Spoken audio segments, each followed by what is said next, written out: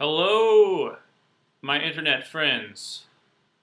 So when I was making my video yesterday, it occurred to me that the association of Black Lives Matter with Antifa was a little hard for people to swallow. And so I wanted to get into the historical details of why that is necessarily the case. Um, and so, of course, they're going to call you a racist if you oppose Black Lives Matter, and it's okay to oppose Antifa, but that's where they get you. So we're all familiar, or most people who've studied any of this kind of stuff are familiar with the book "Rules for Radicals" by Saul Alinsky. The president before Trump made that very popular. And of course, it's one of the things that book does is it pays tribute to Lucifer in the first in the introduction. So that's very charming. But there is a book, or really just a pamphlet, written in the 19th century, which presaged Rules for Radicals in lots of ways. And I'm actually going to read through that today. And it's short, so it shouldn't take too long. That book is called The Catechism of a Revolutionist by Mr. Sergei Nechayev. So first, a little biography of Mr. Nechayev, which I just got off of Wikipedia. He was born in 1847. He died in 1882 at the age of 35, and he died in prison because he was a bad boy. He was born poor, unlike almost all of the other Russian revolutionaries I'm sure you've read about, who were very, very well off, despite their socialist leanings.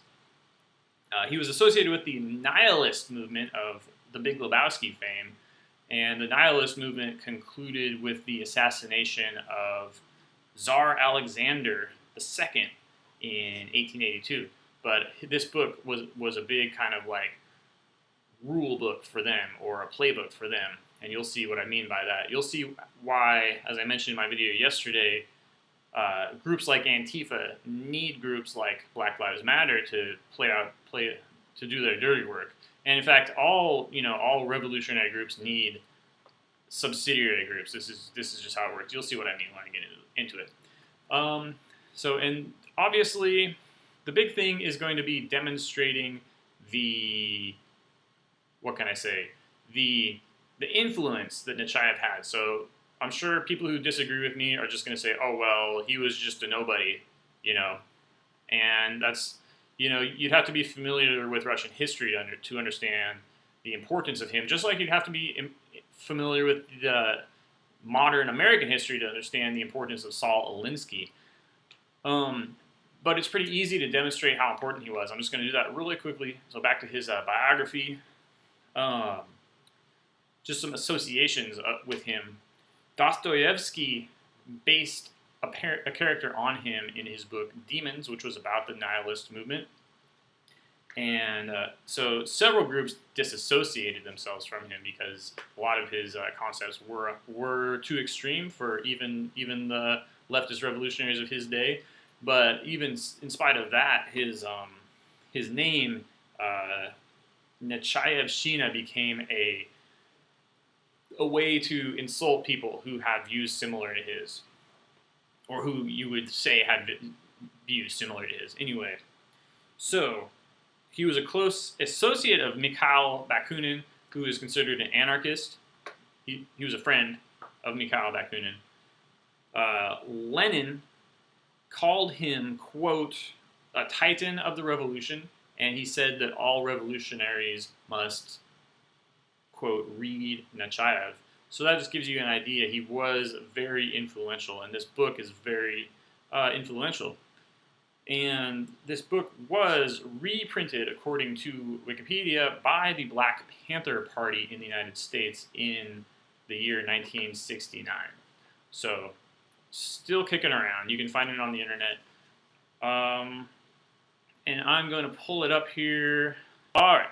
So this version comes from the University of Oregon, which is very nice because that's where I went to school. So that's just fitting. A little den of iniquity. bringing you the Catechism of a Revolutionist. So I'm going to go through and just read it and kind of give my commentary, all right? So, Catechism of a Revolutionist, the duties of the revolutionist to himself is the first section. So it's got 4 sections here. So, number 1, the revolutionist is a person doomed. He has no personal interests, no business affairs, no emotions, no attachments, no property, and no name. Everything in him is wholly absorbed in the single thought and the single passion for revolution. And this little quote is, or this little pull out is good here. It says, instead of doomed in the original Russian, it's obrecheny, which means consecrated. So it's a religious thing here, okay? He's looking at revolution as a religious act or calling. Number 2, the revolutionist knows that in the very depths of his being, not only in words but also in deeds, he has broken all the bonds which tie him to the civil order and the civilized world with all its laws, moralities, and customs, and with all its generally accepted conventions. He is their implacable enemy, and if he continues to live with them, it is only in order to destroy them more speedily. So we're sounding a little harsh here, but you'll see where we're getting to in a moment. Number 3, then, the revolutionist despises all doctrines and refuses to accept the mundane sciences, leaving them for future generations. He knows only one science, the science of destruction. For this reason, but only for this reason, he will study mechanics, physics, chemistry, and perhaps medicine. But all day and all night he studies the vital science of human beings, their characteristics and circumstances at every possible level of social existence. The object is perpetually the same, the surest and quickest way of destroying the whole filthy order. All right, and the 2 points I want to make here, all right, he knows only one science. So think about, all the sciencey kind of revolutionaries we have today, and think about how sciencey they might be. The environmentalists, they're so sure that we are destroying the planet. The population control people, they're so sure that they know how many people there can be on the planet. But according to this, they don't study the science. So where does that conviction come from? And then, secondly, the only thing he's studying is the science of human beings, all right, which is sociology. And so if you study sociology, you know how that is basically dedicated to overthrowing or destroying the whole filthy order. The purpose of sociology is not to study society, but to change it into what they think is better. So that's another video, but anyway. Number 4, the revolutionist despises public opinion. He despises and hates the existing social morality in all its manifestations. For him, morality is everything which contributes to the triumph of the revolution. Okay, so this is where, how would you feel about any kind of, the nuclear family or just any kind of morality, right? You're actually, what this is saying basically is you're subverting morality, not for the purpose of subverting morality, but for bringing about revolution, okay? So even just right and wrong are tools to be used to bring about the ultimate ends of the revolution. And as it says here, anything that stands in its way is immoral and criminal. So that's what the real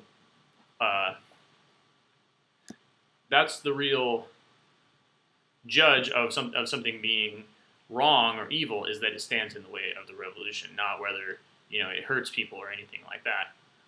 All right, the number 5, the revolutionist is a person obrecheny, which is again means consecrated, set apart as like a sacrifice to God.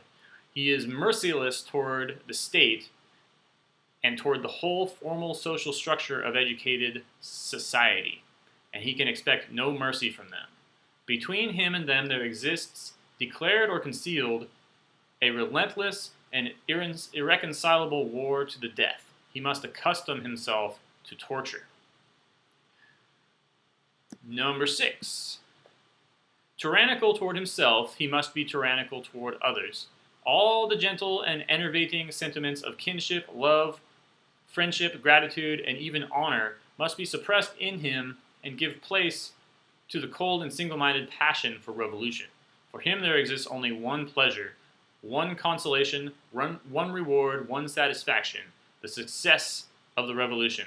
Night and day he must have but one thought, one aim, merciless destruction. Striving cold-bloodedly and indefatigably toward this end, he must be prepared to destroy himself and to destroy with his own hands everything that stands in the path of the revolution. So, here I just think of Bernie Sanders or Slavoj Zizek is a good example, where at least, he's a communist, but at least he's a Slav. So he's embodying the concept, which is nice. I mean, he's consistent, is what that means. Number 7, the nature of the true revolutionist excludes all sentimentality, romanticism, infatuation, and exaltation. All private hatred and revenge must be excluded. Revolutionary passion, practiced at every moment of the day until it becomes a habit, is to be employed with cold calculation. At all times and in all places, the revolutionist must obey not his personal impulses, but only those which serve the cause of the revolution. All right, and then the next section, relations of the revolutionist with his revolutionary comrades. This is going to get good. Number 8 then. The revolutionist can have no friendship or attachment except for those who have proved by their actions that they, like him, are dedicated to revolution. The degree of friendship, devotion, and obligation toward such a comrade is determined solely by the degree of his usefulness to the cause of total revolutionary destruction. Oh, oui. So this is what the Antifa people think about Black Lives Matter. This is what Democrats in general think about black people in general. And this is what the globalists in general think about all useful minorities. And really, this is what you're doing when you're virtue signaling. Okay? You are indicating your dedication to revolution. That is what you're doing. And you're not helping, as I said, because it's not about helping those groups.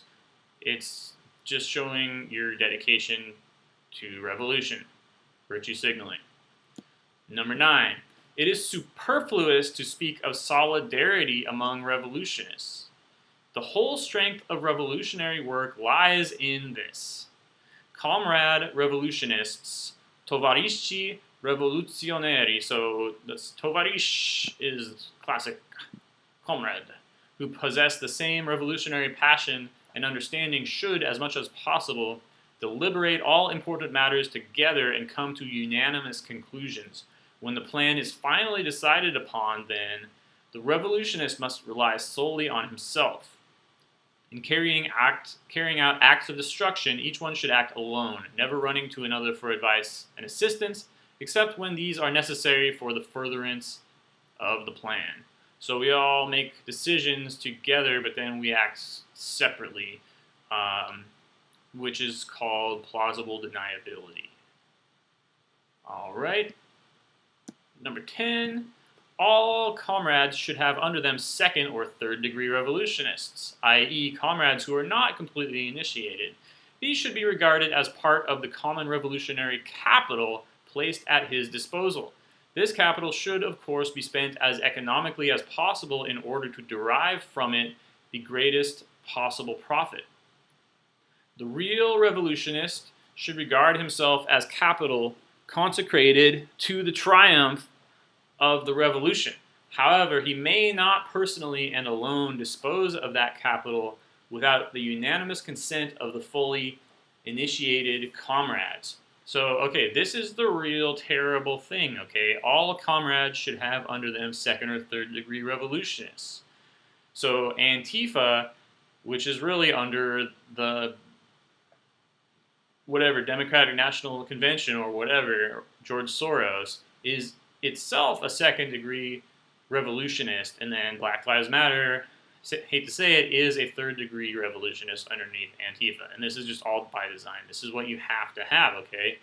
And so this is where when your friend is a Freemason, they say, oh, we don't, do the terrible things that we think that Freemasons do. You say, well, you know what? You are not completely initiated. You don't do those terrible things because you're not far enough up the initiation ladder, okay? And look, they are common revolutionary capital. Common meaning they can be used by more than one of the superior groups, and then revolutionary capital meaning they're a resource. They're not even people. They're just something to be disposed of, okay? Of course, spent as economically as possible in order to derive from it the greatest possible profit.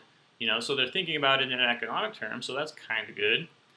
And the real revolutionist should regard himself as capital consecrated to the triumph of the revolution.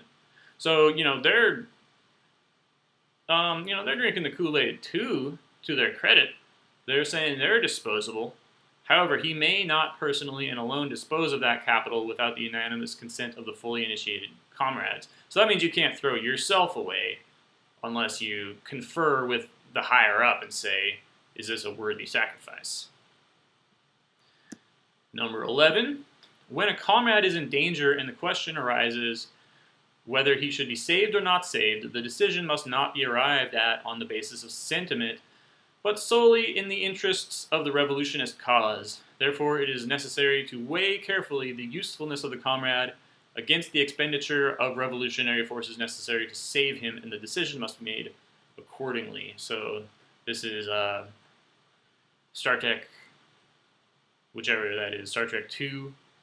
The good of the many outweigh the needs of the one. Whatever it is, Spock in the reactor core. All right. Next, the relations of the revolutionist within his society. Number 12, the new member, having given proof of his loyalty not by words but by deeds, can be received into the society towarzystwo only by the unanimous agreement of all the members. So this is something that's in common with all, fraternal organizations. 13, the revolutionist enters the world of the state, of the privileged classes, of the so-called civilization, and he lives in this world only for the purpose of bringing about its speedy and total destruction. He is not a revolutionist if he has any sympathy for this world. He should not hesitate to destroy any position, any place, or any man in this world. He must hate everyone and everything in it with an equal hatred. All the worse for him if he has any relations with parents, friends, or lovers. He is no longer a revolutionist if he is swayed by these relationships. So look, this is where the initiation part of it comes in. This is the real revolutionist thinks this, okay? Down the food chain, you have people who care about their friends or their lovers or the environment or, poor people. It's not about that, okay? It's about the revolution. That's what this is saying. So if you join a thing and you care about something, you are setting yourself up for being used. Number 14. Aiming at implacable revolution, the revolutionist may and frequently must live within society while pretending to be completely different from what he really is, for he must penetrate everywhere into all the higher and middle level social formations, into the merchants, commercial establishment, into the church, the gentry estate, and the world of the bureaucrat and military, into literature, and also into the third section and even the winter palace of the Tsar. I don't know, this is something, I think this is Russian military, I'm not sure. But, this is just infiltration, being a spy. So, look, every group has infiltrators. That's what this is saying. They've infiltrated the police. They've infiltrated Black Lives Matter. They've infiltrated Antifa. They've infiltrated the media. This is the whole thing. And this is basically the same as what the Fabian Society is going to get into later with their idea that's commonly known as the Long March through the institutions, where they're realizing they've got to just infiltrate, every social organization and bring it under their control. Number 15, this filthy social order can be split up into several categories. The first category comprises those who must be condemned to death without delay. Comrades should compile a list of those to be condemned according to the relative gravity of their crimes, and the executions should be carried out according to the prepared order. So, first up against the wall when the revolution comes. People who aren't going to be able to be used. 16. When a list of those who are condemned is made and the order of execution is prepared, no private sense of outrage should be considered, nor is it necessary to pay attention to the hatred provoked by these people among the comrades or the people. So just kill them, get rid of them. Don't even worry about the optics, even if it's good for good optics, All right. Hatred, in the sense of outrage, may be partially and temporarily useful insofar as they incite the masses to revolt. It is necessary to be guided only by the relative usefulness of these executions for the sake of revolution. Above all, those who are especially inimical to the revolutionary organization must be destroyed. Their violent and sudden deaths will produce the utmost panic in the government, depriving it of its will to action by removing the cleverest and most energetic supporters. Number 17. The second group comprises those who will be spared for the time being in order that, by a series of monstrous acts, they may drive the people into inevitable revolt. Lordy. Number 18. The third category consists of a great many brutes in high positions, distinguished neither by their cleverness nor their energy, while enjoying riches, influence, power, and high positions by virtue of their rank. These must be exploited in every possible way. They must be implicated and embroiled in our affairs. Their dirty secrets must be ferreted out, and they must be transformed into slaves. Their power, influence, and connections, their wealth, and their energy will form an inexhaustible treasure and a precious help in all our undertakings. So obviously politicians, with manila envelopes full with pictures of them doing unspeakable things, and they just say, hey, if you don't vote the way we want you to vote, we will show these unspeakable photos to the media. Number 19, the fourth category comprises ambitious office holders and liberals of various shades of opinion. Anyway. The revolutionists must pretend to collaborate with them, blindly following them, while at the same time prying out their secrets until they are completely in his power. They must be so compromised that there is no way out for them, and then they can be used to create disorder in the state. So maybe I got those two confused, but they're similar. Anyway. Number 20, the fifth category consists of those doctrinaires, conspirators, and revolutionists who cut a great figure on paper or in their circles. They must be constantly driven on to make compromising declarations. As a result, the majority of them will be destroyed, while a minority will become genuine revolutionists. So, before I get on to the sixth category, I'm just going to pause and just note. So what this is all saying here with all this stuff is the people who are the best at driving a revolution, at starting a revolution, are not the best at managing a society or organizing a society. So it's just what happens is they get rid of them. You fulfill a deed, and they understand. So this is kind of really fascinating that they understand that just different personality types are suited to different roles. And as soon as that particular role doesn't exist anymore, they get rid of you. You can't have a revolutionary hanging around in a society that you're trying to, bring back from the dead, basically. So you get rid of all the revolutionists, and then you bring on the true, organizers. All right, and then, so this is for the feminists. Number 21. The sixth category is especially important: women. They can be divided into three main groups. First, those frivolous, thoughtless, and vapid women whom we shall use as we use the third and fourth category of men. So that's basically the politicians. You get incriminating dirt on them and just use them as long as you can. Second, women who are ardent, capable, and devoted, but whom do not belong to us because they have not yet achieved a passionless and austere revolutionary understanding. These must be used like the men of the fifth category. That was, yes, the doctrinaires, conspirators, and revolutionists who cut a great figure on paper. So I'm thinking people like Hitler, people who are, smooth talkers and, easy on the eyes. And you use them as long as you can, and then you throw them away. And finally, there are the women who are completely on our side, i.e. those who are wholly dedicated and who have accepted our program in its entirety. We should regard these women as the most valuable of our treasures. Without their help, we would never succeed. And then you succeed, and then you throw them away. All right, and this is the last section here. Thanks for listening. The attitude of the people the attitude of the society toward the people.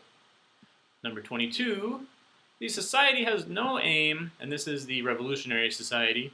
The society has no aim other than the complete liberation and happiness of the narod, the people, i.e. of the people who live by manual labor. And so I think the proletariat is the term there, or the plebeians, not anyway. Convinced that their emancipation and the achievement of this happiness can only come about as a result of an all-destroying popular revolt, the society will use all its resources and energy toward increasing and intensifying the evils and miseries of the people until at last their patience is exhausted and they are driven to a general uprising. What? The society will use all its resources and energy toward increasing and intensifying the evils and miseries of the people? That doesn't sound nice. Okay. The society has no aim other than the complete liberation and happiness of the narod, the people. The society will use all its resources and energy toward increasing and intensifying the evils and miseries of the people. That sounds like what is happening right now, you guys. Gosh golly gee. Maybe this is an important book. Anyway, number 23. By a revolution, the society does not mean an orderly revolt according to the classical Western model. A revolt which always stops short of attacking the rights of property and the traditional social systems of so-called civilization and morality. Until now, such a revolution has always limited itself to the overthrow of one political form in order to replace it by another, thereby attempting to bring about a so-called revolutionary state. The only form of revolution beneficial to the people is one which destroys the entire state to the roots and exterminates all the state traditions, institutions, and classes in Russia. All the state traditions, institutions, and classes. So they're just going to destroy everything. And their theory is that out of that will come the so-called revolutionary state. But what is the so-called revolutionary state? Well, this is why it's never worked. And number 24, with this end in view, the society therefore refuses to impose any new organization from above. That's not going to work. Any future organization will doubtless work its way through the movement and life of the people. But this is a matter for future generations to decide. Our task is terrible, total, universal, and merciless destruction. Again, sounds pretty familiar to what we're seeing today. Number 25, therefore, in drawing closer to the people, we must above all make common cause with those elements of the masses which, since the foundation of the state of Muscovy, have never ceased to protest, not only in words but in deeds, against everything directly or indirectly connected with the state, against nobility, against bureaucracy, against priests, against the merchant guild, and against the parasitic kulak. We must unite with the world of adventurous robber bands, the only genuine revolutionists in Russia. Adventurous robber bands, looters and rioters.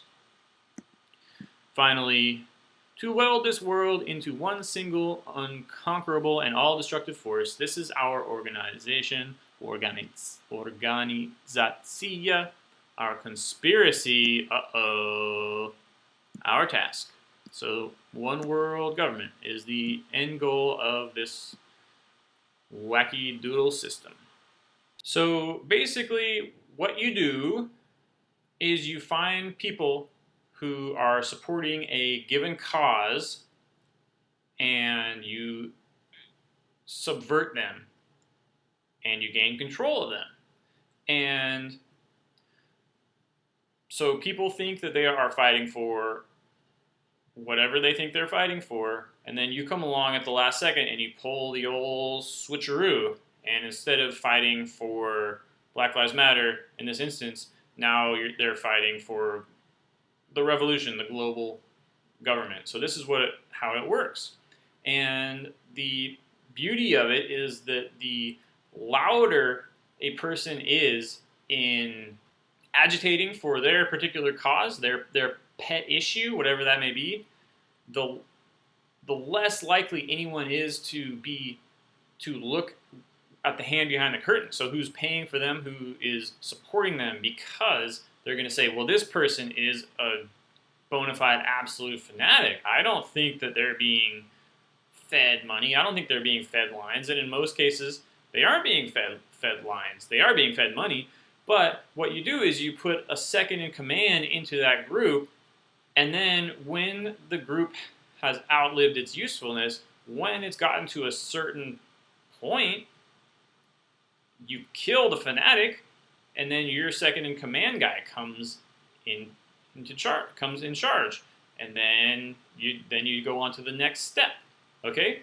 And lather, rinse, and repeat. This is what we've seen over and over again with, all of the Islamic terrorist groups. They're all just front organizations. They're all false flags all throughout history, and basically this is the blueprint for that strategy. So do not be naive that this is not happening. Do not be naive that there are conspiracies, okay? In the words of the great George Carlin, it's a big club and you ain't in it, okay? So anyway, just a little bit of historical background for anyone out there who's studying this kind of stuff. Sergei Nechayev's Catechism of a Revolutionist, 1869. This has been Evan-Benton. Thanks for watching. Please like, share, comment, and subscribe. Have a good night.